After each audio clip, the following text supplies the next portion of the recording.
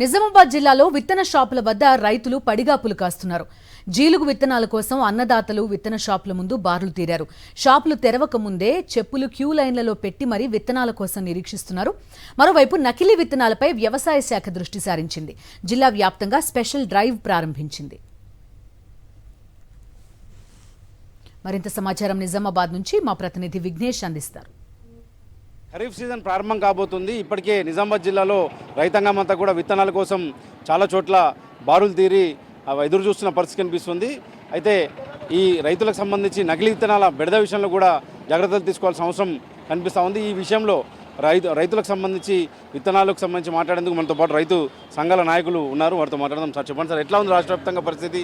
ఇప్పుడు నిజామాబాద్ జిల్లాలో కూడా రైతుల పరిస్థితి ఎట్లా ఉంది? విత్తనాల విషయంలో మీరేం చెప్తారు? ప్రధానంగా ఖరీఫ్ సీజన్లో రైతాంగం ఎదుర్కొంటున్న విత్తనాల సమస్యపై సాక్షి టీవీ ఏదైతే ప్రయత్నం చేస్తుందో ప్రభుత్వానికి రైతాంగానికి మధ్య వారధిగా ప్రయత్నం చేస్తున్న మీకు అభినందనలు తెలియజేస్తా ఉన్నా. ముందు ప్రధానంగా ఈరోజు ముందు చూపు అనేది లేదు అనేది ప్రభుత్వాలకని చెప్పేసి చెప్పక తప్పదు. ఎందుకంటే ఈ దేశంలో వ్యవసాయ రంగం ప్రధానమైంది, ఉపాధి చూపిస్తుంది. ఇలాంటి వ్యవసాయ రంగానికి ఈరోజు చాలా సౌది తెలిపేమనే కనబడుతుంది తప్ప మరొకటి కాదనే విషయాన్ని గుర్తు చేస్తూ గత ప్రభుత్వం కూడా అదే చేసింది. రాష్ట్ర ప్రభుత్వం, ఈ ప్రభుత్వం కూడా ముందు చూపు లేకుండా వ్యవహరిస్తుందని చెప్పడానికి ఒక ఉదాహరణ వరి పొలాల్లో సుమారు నిజామాబాద్ జిల్లాలో 3 లక్షల ఎకరాలు వరి పంట పండిస్తూ ఉన్నారు. ఈ 3 లక్షల ఎకరాల్లో వరి పంట పండించడానికి దానికి పచ్చి రొట్టెగా జీలుగా కానీ జనుము కానీ ఇవన్నీ అలుపుతూ ఉంటారు. కానీ ఈ రోజు వరకు కూడా ఈ యొక్క సబ్సిడీపై పూర్తి స్థాయిలో విత్తనాలు రైతాంగానికి అందించలేని ఈ రాష్ట్ర ప్రభుత్వం నిర్లక్ష్యానికి కారణంగా చూపుతా ఉంది. అట్లాగే వాస్తవంగా ఏ పాలకులు వచ్చినా అసలు విత్తనాల విషయంలో అగ్రికల్చర్ డిపార్ట్మెంట్ వాళ్ళు పట్టించుకున్నటువంటి పాపాన పోలేదు.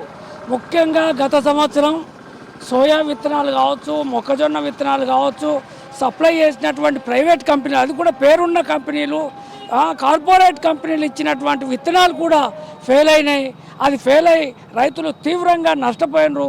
ఆ విషయంలో మేము ప్రభుత్వానికి విన్నవిస్తే, అధికారులకు విన్నవిస్తే ఏదో తూతూ మంత్రంగా ఎంక్వైరీ చేసిండ్రు. అసలు వాతావరణం ఫాల్టే అని చెప్పిండు తప్ప కంపెనీల ఫాల్ట్ అని చెప్పలేదు. ఎందుకంటే అసలు విత్తనాలు ప్రభుత్వమే సప్లై చేస్తే ఈ ప్రైవేట్ వ్యాపారస్తుల మీద ఆధారపడాల్సినటువంటి అవసరం రాదు.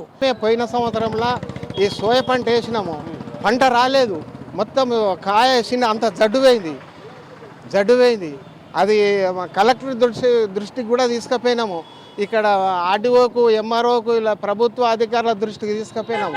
దాన్ని ఇలా నూనెలు పిరంగమ్మంటే ఎదుగా మొత్తం ఆ పంట అంతా ఈసారి మునిగిపోయింది. సోయా పంట పోయినసారి మునిగిపోయిందంటే ఈసారి విత్తనాలు ఇచ్చేటోటి దిక్కు లేకుండా అయిపోయింది. గవర్నమెంట్లో పూర్తిగా నిర్లక్ష్యంగా అనొస్తుంది కొట్టొచ్చినట్లు.